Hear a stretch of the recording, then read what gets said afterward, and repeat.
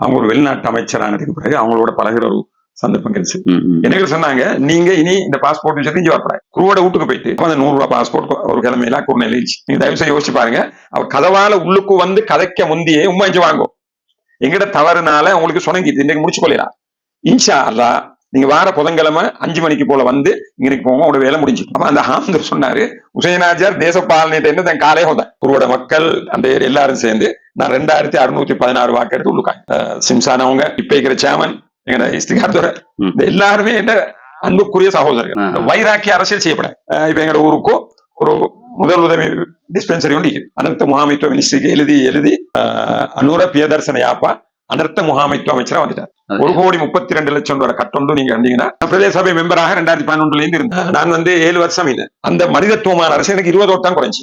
510 எடுத்தவர் வெண்டாரு, 490 எனக்கு. ஒரு பாராளுமன்ற உறுப்பினர் ரியாஸ் ஃபாரூக் அவங்களும் அவங்களோட தகப்பனார் என்னோட பிச்சை நல்லா அவருக்கு அந்த பாக்கியத்தை அல்லா கொடுத்திருக்கிறான். அவரை கொண்டு இருக்கக்கூடிய வேலையை நாங்க இருக்கும். இந்த முறையும் தான் இதுக்கு முந்தின முறையும் ஓட் கவுண்ட் பண்ணக்குள்ள அணிக்க மாட்டேன். நல்ல ஒரு பிணைப்போடு நல்ல ஒற்றுமையாகவும் நல்ல அழகான முறையில் அணுகும் போது எந்த ஒரு காரியத்தையும் பெற்றுக் கொள்ளலாம். மனதை வென்ற அரசியல்வாதிகளாக நான் நினைக்கிறேன் ஒரு சிலர் இருந்து மரணித்தார்கள். இலங்கையிலும் உங்களுக்கு தெரியும், பயங்கரவாதம் தலைவிரிச்சாச்சு. சமாதான பேச்சுவார்த்தை தூதுக்குழு தலைவராக ஏசிஎஸ் ஹமீத் அங்க அனுப்பப்பட்டார். அவன் ஹமீதை பத்தி வர்ணிக்கிற அப்படின்னு கேட்டா, ஹமீத் பயங்கரவாதிகளை கோபப்படுத்தாமல் பேசுவார்.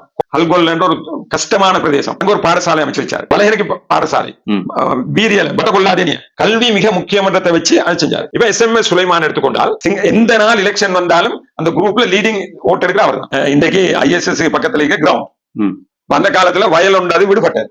இப்ப இதை சரியா செஞ்சு வச்சா எதிர்காலத்துல பிரயோசனம் வரும்னு சொன்னார். இன்றைக்கு அவர் மறைஞ்சிட்டாரு, நாங்க இன்றைக்கு எப்படி விளையாடி கொண்டிருக்கிறோம், இதுதான் தூர நோக்கம். அன்றைக்கு எங்களுக்கு இருந்த 1.5 அடி பாதை நடைபாதை, அந்த ரோட்டுகள் எட்டடியாக வெட்டப்பட்டு கொங்கிரீட் ஆக்கப்பட்ட ரோட் எத்தனை மார்க்க சத்தியம் ஒன்று வச்சு, அதுல ஒரு கணக்கு பணம் மிஞ்ச கொடுத்தோன்னு இவர் சொன்னாரு, நான் உங்களுக்கு மெட்டல் சிமிந்தி மணல் தாரேன், ஊரால கூலி கொடுத்து அந்த ரோட்டை செஞ்சுக்கோங்க. அந்த சன்டெல் கம்பெனியோட பேசி குருவோட ரம்கல என்ற போர்டு ஒரு 50 போர்டு மாதிரி செய்விச்சாரு. இந்த மாதிரி அவருக்கு இருக்கிற தூர நோக்கம் என்னன்னா, அந்த மாதிரி அந்த மனிதர்கள் உள்ளத்தை வென்று வாழ்ந்தவர் தான் சுலைமான்.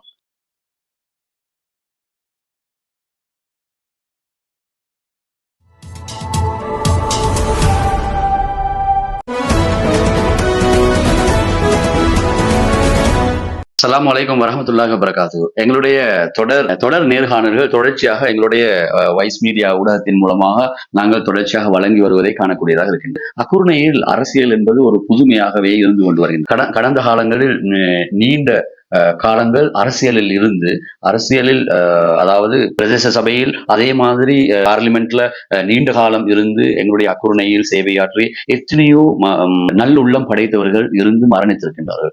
அவர்களின் வரலாற்று தொகுப்புகளோடு சேர்த்து அது மாத்திரமல்ல, அக்குர்ணையில் அரசியல் எந்த அளவுக்கு மேலோங்கி சென்றது, அதன் மூலமாக அக்குர்ணையில் இன்னொரு வேலை திட்டங்களை அக்குர்ணையில் செய்திருக்கின்றார்கள், இல்லை என்று சொல்லவில்லை. இது ஒரு புதிய ஒரு அரசியல் களத்தில் இறங்கிக் கொண்டிருக்கக்கூடிய புதியவர்களுக்கு சில புதிர்களாக இருந்தாலும் நீண்ட காலங்களுக்கு முன்னதாக அக்குர்ணையில் மூலமாக அரசு மூலமாக பல்வேறுபட்ட வேலை திட்டங்களை எங்களுடைய நல்லுள்ளம் படைத்த நீண்ட காலம் அரசியலில் இருந்தவர்கள் மரணித்தவர்கள் செய்துவிட்டு மரணித்திருக்கின்றார்கள். எனவே அவைகளை அலசும் ஒரு நேர்காணலாக இன்றைய நேர்காணல் உங்களுக்கு அமைந்தது. அஸ்ஸலாமு அலைக்கும் வரஹ்மத்துல்லாஹி வபரகாத்துஹு. வலைக்கும் ஸலாம் வரஹ்மத்துல்லாஹி வபரகாத்துஹு. மாஷா அல்லாஹ், ஒரு அரசியலில் ஒரு நீண்ட கால ஒரு அனுபவம் பெற்ற ஒரு ஆள் என்ற வகையில் இன்றைய நேர்காணலில் ஊடாக இந்த அரசியல் காலத்தில் அக்குர்ணை சம்பந்தப்பட்ட தெளிவான விளக்கங்களை எங்களுடைய கொடுக்கிறது இருக்கின்றோம். அந்த வகையில் உங்களை பற்றி அரசியல் கால பகுதியில் நீங்கள் எவ்வாறான சேவைகள் ஆற்றினார், உங்களை பற்றி பேப்பர் வாசிக்கிற பழக்கம், இந்த அரசியல் எனக்கு சின்னத்துல இருந்த ஒரு உடம்புல உள்ள ஒரு ஆசை. நான் டட்லி சேனநாயக்கர், டிவி சில்வா பிரியானோட இதுல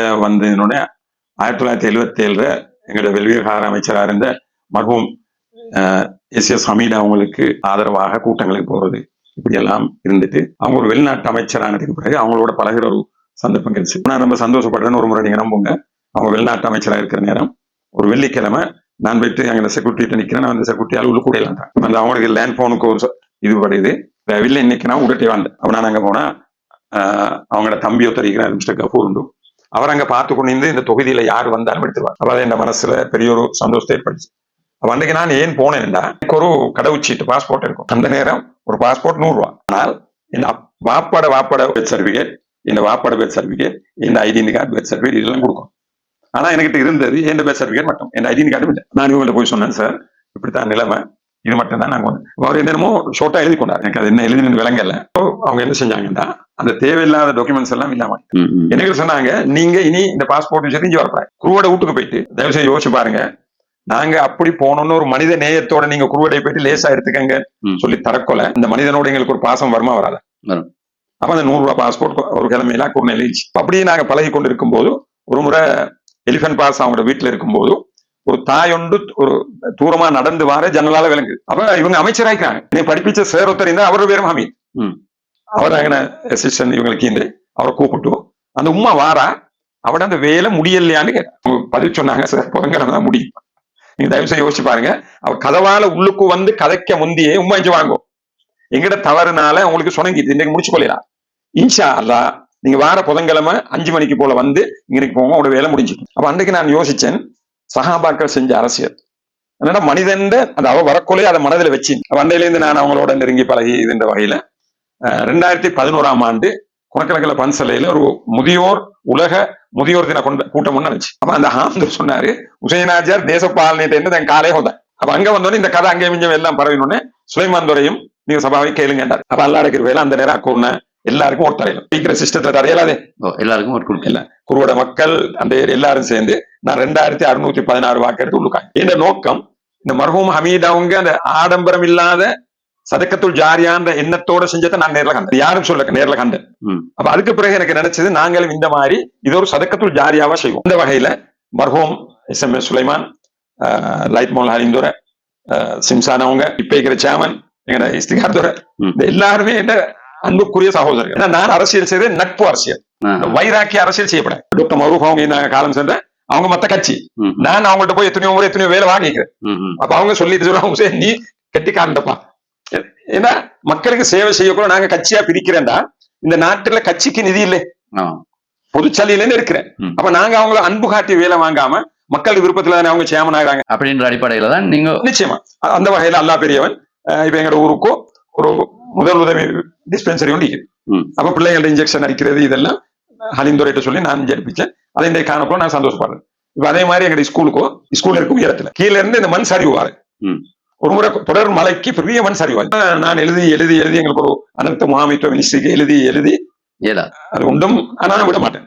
அப்படி எழுதினோடனே நல்லாட்சி வந்தோடனே மைத்ரிபால சிறிசேன ஆட்சி வந்தோடனே ஹலிந்துரை மினிஸ்டர் ஆயினோடனே நான் அவரோட கோஆர்டினேட் ஆயினோடனே ஒரு கடிதம் அந்த நேரம் ஜோன் அமர தூங்கினாரு அவருக்கு போட்டு அப்படி போச்சு. அனுர பிரியதர்சன யாப்பா அனர்த்த முகாமைத்துவ அமைச்சரா வந்துட்டார். அவரோட போயிட்டு பேசி கண்டி அதிகாரிகள் எல்லாரும் ஒத்துழைப்பால 1,32,00,000 வரை கட்டொண்டு நீங்க கண்டீங்கன்னா அப்ப அதே பெரிய ஒரு சொத்து. அதே மாதிரி எங்க பள்ளி மலையிலேயே பள்ளிக்கு 22 லட்சம் ஒரு கட்டு. ஏன்னா அவங்களோட அன்பாக நட்போட நாங்க இதெல்லாம் இந்த கால பீரியட்ல நீங்க வந்து அரசியல் இருந்தா நான் பிரதேச சபை மெம்பராக 2011 இருந்து இருந்தேன். எத்தனை வருஷம்? நான் வந்து 7 வருஷம் இல்லை. ஏன்னா 2வது முறை ஒரு வருஷத்துக்கு பிறகு தான் நான் ஈடுபட்டேன். அப்ப நேரத்தோட 4 வருஷம் பூர்த்தி, இதுல 7 வருஷம் இருந்தேன். இந்த முறை நான் எலெக்ஷன் கேட்கிற நேரம் நான் இந்த விபத்துண்டாகி எனக்கு ஒரு சத்திர சிகிச்சை செஞ்சு எனக்கு எங்கேயுமே ஓட்டு கேட்க போகலாம் வந்துட்டு. அப்படி நாமினேஷன் கட்டி நீங்க அரசியல் காலத்துல பிரச்சாரம் செஞ்சு கொண்டு ஏப்ரல் 2ஆம் தேதி நான் விழுந்தேன். மே மாதம் 6ஆம் தேதி எலெக்ஷன். நான் வீட்டுல ஆட்களுக்கு இன்வைட் பண்ணி ஒரு 100,000 பேர் வந்து ஒரு பாக்கெட் மீட் வச்சேன். என்ன ஒரு தாள் அனுப்பினேன். அப்ப எங்கிறது வந்து நமக்கு விழான உலகம கொட்டாச பெரும்பான்மை மக்களோட ஓட்டம் கூட. அப்ப முக்கியமான 9 பேர் கேட்டோம். அப்படி கேட்டும் அந்த மனிதத்துவமான அரசு எனக்கு 20 ஓட்டு தான் குறைஞ்சி. 510 எடுத்தவர் வெண்டாரு, 490 எனக்கு. அதாவது நீங்கள் அரசியல் காலத்தில் வேலை செய்யாமலேயே நீங்கள் 490 ஓட்டு எடுத்திருக்கிறீர்கள். அப்ப வேலை செய்திருந்தால் நான் கன்வென்ஷன் போயிருந்தா நான் அதை ஒரு கவலையாக எடுக்கல. என்ன நான் விழுந்தேன். மற்றொரு முக்கியம் என்னன்னா, வாக்களிக்க போறேன் காலையில இந்த தேசிய அடையாள அட்டை வச்சிருந்தேன், வாக்கு போடல. நான் அவங்கள்ட்ட போய் சொன்னா அவங்க அப்படி இப்படி இருந்தாங்க. நான் சட்டத்தை மதிக்கிறவன், என் வாக்கு போடுபடல. அப்ப அதுல அல்லாஹ் ஒரு நன்மையை நாடிப்பான். அதுக்காக பொதுமையை செய்யறதுக்கு பதவிதான் வேணும் இல்ல. நாங்க முயற்சி செஞ்சு ஈக்கிறவங்களோட இப்ப இருக்கிற இதோட மக்கள்கிட்ட வேலையை கேட்கறது கலைக்கிற இப்ப இருக்கிற ஒரு பாராளுமன்ற உறுப்பினர் ரியாஸ் ஃபாரூக் அவங்களும் அவங்களோட தகப்பனார் என்னோட விஷயம் நல்லா அங்க ஊருக்கு வந்த நேரம் அவருக்கு அந்த பாக்கியத்தை அல்லாஹ் கொடுத்திருக்கிறான். அவரை கொண்டு இருக்கக்கூடிய வேலையை நாங்க இருக்கோம். நாங்க வைராக்கியம் வைக்க தேவையில்லை. நட்பு அரசியல் செஞ்சு இதனோட அந்த காலத்துக்கு இருக்கக்குள்ள சிலர் மனதுக்கு ஒரு ஆசை வரும், நான் இந்த கட்சியை கொடுக்கணும். அது அவங்களோட மனதுக்கு வாரது. அதுக்கு நாங்க வைராக்கியம் செய்யவோ அதை கெடுக்கவோ தடுக்கவோ தேவையில்லை. நான் துவா செய்யறேன். இப்ப நீங்கள் வரக்குள்ள இங்க நிக்கிற அந்த ரோட்டு எங்க ஊருக்கு ஒரு 2.5 கிலோமீட்டர் ஷார்ட்கட். இப்ப 3 வருஷமான ரோட் உடஞ்சிக்குது. இப்போ உள்ள அரசியல்வாதிகளும் அதிகாரிகளும் அந்த ரோட்டை செஞ்சு தர அல்லாக்கிற விஷயம். ஏன்னா மக்களுக்கு பாடசாலை, பள்ளி எல்லாத்துக்கும் அது ஒரு முக்கியமான ஒரு பாதை இல்லையா? அதனால நீங்களும் இதை கொஞ்சம் விளம்பரப்படுத்தி அது நடந்தால் அதனால அதுக்குரிய வேலைகளை விசேடமாக வாலிபர்களா இருக்கக்கூடியவங்க நட்பு அரசியல் இது ஒரு சதகத்துள் ஜாரியம். நாங்க வைராக்கியம் அடுத்த வீட்டுக்காரரோட கோச்சு கொள்றது எந்த அரசியல் வரலாற்றுல நான் ரத்திஞ்சா போடுறதில்லை. இந்த முறையும் தான் இதுக்கு முந்தின முறையும் ஓட் கவுண்ட் பண்ண கூட நினைக்க மாட்டேன். இந்த வார்த்தையில பேசும்போது யாரையும் தாக்கி பேசக்கூடாது. ஏன்னா ரசூலுல்லாஹி ஸல்லல்லாஹு அலைஹி வஸல்லம் பள்ளி உடைக்கிறத விடவும் ஒருவர் உள்ளத்தை உடைக்கிறத பத்தி கவலைப்பட்டிருக்காங்க. அப்ப நாங்க நட்பாக பேசலாம், நல்ல வார்த்தை பேசணும். அந்த எல்லாரோட மீதாக நாங்க பேசினாக்க வைராக்கியம் வராது. வைராக்கியம் வரலன்னு சொன்னா எங்களுக்கு ரத்த கொதிப்போ சீனி நோய் வராது. ஆமாம், உண்மையில் நீங்கள் சொன்னது பிரகாரம் ஒரு ஒரு ஒரு அணுகுமுறைகள் எங்களுடைய ஊரா இருக்கலாம், நாங்க அணுகிற மக்களாக இருக்கலாம், அவர்களோடு சிறந்த முறையில் அணுகினால் அவர்களோடு சிறந்த ஒரு நல்ல ஒரு பிணைப்போடு நல்ல ஒற்றுமையாகவும் நல்ல அழகான முறையில் அணுகும் போது எந்த ஒரு காரியத்தையும் பெற்றுக் கொள்ளலாம். அந்த வகையில் எங்களுடைய அக்குருணையில் சிறந்த ஆளுமைகளாகவும் நல்ல வேலை திட்டங்களை சிறப்பாக செய்து இன்று வரைக்கும் மக்களின் மனதை வென்ற அரசியல்வாதிகளாக நான் நினைக்கிறேன் ஒரு சிலர் இருந்து மரணித்தார்கள். இவர்கள் இந்த வரிசையில் யார் யார் இதுவரைக்கும் அவ்வாறான பெயர்களை இன்னும் தடம் பதித்திருக்கக்கூடியவர்களாக நீங்கள் கணிக்கக்கூடியவர்கள் யார் யார் இருக்கின்றார்கள் மரணித்தவர்கள்? நீங்கள் அக்குருணை என்று கேட்டதனால் அக்குருணையில் நான் இருந்ததுக்கு உங்களுக்கு மர்ஹூம் ஏசிய சமீரை பத்தி சொல்றேன்டா. இலங்கையில உங்களுக்கு தெரியும் பயங்கரவாதம் தலைவிரிச்சாருச்சு. அப்ப ரணசிங்க பிரேமதாச ஜனாதிபதியா இருக்கிற நேரம் சமாதான பேச்சுவார்த்தை தூதுக்குழு தலைவராக ஏசிய சமீர் அங்க அனுப்பப்பட்டார். அப்ப அவர் மௌத்தாயினத்துக்கு பிறகு எந்தன் பாலசிங்கம் அவர்களுடைய மனைவி எடெல்டா பாலசிங்கம் ஒரு கட்டுரை எழுதிக்கிறார். அவன் ஹமீதை பத்தி வர்ணிக்கிற அப்படின்னு கேட்டா, ஹமீத்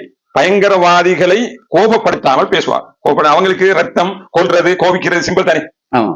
அப்ப அவங்க இவரோட வாக்குவாதம் பட்டாலும் இவர் என்ன செய்வாராம், இப்படி நெத்திய தடவி தடவிப்பாராம். எதுக்குன்னு கேட்டா அவங்களோட மனதுக்கு அழகான ஒரு வார்த்தையை அமைச்சு கொடுத்துருக்காங்க. அப்ப அவங்க இதுல பேச்சுவார்த்தை எல்லாம் நடத்தினோடனே இந்த ஹமீத் ஒரு மனிதத்துவமான நேர்மையானவர்ன்றதை உணர்ந்து அவருக்கு நன்றி கடனுக்காக அவங்க என்ன செஞ்சுக்கிறாங்க, ஒரு முஸ்லீம் சமைக்கிற ஒருவரை வரவழைச்சு அவங்களோட கணக்குல ஒரு ஆட்டு பிரியாணி போட்டு இது பாலசிங்கம் இதை எழுதிக்க. அப்ப நான் ஒரு பயங்கரவாத குழு ஒன்று மனிதத்துவத்தின் மனிதன் என்று வர்ணிக்கிறேன்னு சொன்னால் மக்கள் எப்படி இருந்தணும். ஏன்னா அவரு இந்த பகுதியில முதலாவது இனங்களுக்கு இடையில் ஒற்றுமைக்காக செஞ்சாரு, தேவையானத்தை செஞ்சாரு. இன்னைக்கு நான் பாருங்க ஹல்கோல் என்ற ஒரு கஷ்டமான பிரதேசம், அங்க ஒரு பாடசாலை அமைச்சு வச்சாரு. கஷ்ட பிரதேசம், பஸ்ஸே இல்ல, வலையறைக்கு பாடசாலை ஹல்கோல்ல பீரியல பட்டகொள்ளாதேனிய இப்படியான இடங்களுக்கு கல்வி மிக முக்கியமன்றத்தை வச்சு அதை செஞ்சாரு. அடுத்த மிக முக்கியமான ஒரு விஷயம் இப்ப எங்களோட வாலிபர்கள் விளங்கணும். முந்தி சர்வதேச கடவுச்சீட்டு ஒன்று இருக்கிறாங்க, ஹோல் கண்ட்ரி பாஸ்போர்ட்டுக்கும் கிளம்புல டெக்ஸ் கட்டுறவங்க ஒன் சைன் வைக்க அங்க போகணும் இமிகிரேஷன். இவர் என்ன செஞ்சாரு, பிரேமதாச ஜனாதிபதியோட காலத்துல 100 ரூபாய் இருந்த passport one day passport 1000 rupees சொல்லி அந்த டாக்குமெண்ட்ஸ் எல்லாத்தையும் குறைச்சு விட்டாரு. இன்றைக்கு எங்களுடைய பொருளாதாரத்துக்கு வாலிபர்கள் கையில எல்லாம் ஹோல் கண்ட்ரி பாஸ்போர்ட் இது. ஆனால் நாங்க இந்த வரலாறை பத்தி தேடிக்கொள்ளணும் தெரிஞ்சு கொள்ளணும் எதிர்பார்க்கறது இல்ல. இப்ப SMS சுலைமான் எடுத்துக்கொண்டால் அல்லாஹ் அவருக்கு ரஹமத் செய்யணும். அவர் அளவத்தை கூட சென்ட்ரல் சிங்கள ஸ்கூல்ல படிச்சாரு. எந்த நாள் எலெக்ஷன் வந்தாலும் அந்த குரூப்ல லீடிங் ஓட்டர் இருக்கிற அவர் தான் எப்பவுமே. கிட்டத்தட்ட எத்தனை வருட காலம் அவர் அரசியல் இருந்தார் உங்களுக்கு தெரிஞ்சவங்க? நான் நினைக்கிறேன் அவரு பிரதேச சபை 4க்கு கண்டிப்பா நினைக்கிறேன். அவரு மர்ஹூம் ஏசிய சமீரோட தொடர்பாக எல்லாம் செஞ்சவர். பிரதேச சபைக்கு அவரை போட்டும் இருந்து எந்த முறையும் முதலாவது 7,000 சொச்சம் எடுத்தாரு. அப்படி இருக்கிறேன்னா அவரு யாரையும் கோபிக்க வச்சுக்க மாட்டார். அவரோடையும் இருந்த மொத்த கட்சிக்காரவங்களும் இப்ப 94ஆம் ஆண்டு ஆட்சி மாறிடுச்சு. அது சுதந்திர கட்சி ஆட்சி வந்தாலும் அருள் MP மாறி இவர் உதவி செஞ்சாங்க. என்ன கேட்டா மித்ராப்து தேவை நட்பு அரசியல். அப்ப அதனால அவர் எடுத்த எத்தனையோ வேலை. இப்போ எனக்கு தெரியும் இன்றைக்கு ISS பக்கத்துல இருக்க கிரவுண்ட் அந்த காலத்துல வயல் உண்டாது விடுபட்டது. அப்ப சபாவைக்கு ஒரு டிராக்டர் இருந்துச்சு. அந்த டிராக்டர்ல என்ன செய்வாங்க, எங்கேயாலும் குமிச்ச உடைச்ச பழைய கல்லு மண்ணு கட்டிடங்கள் உடைச்சது இதை கொண்டு அங்க தரல.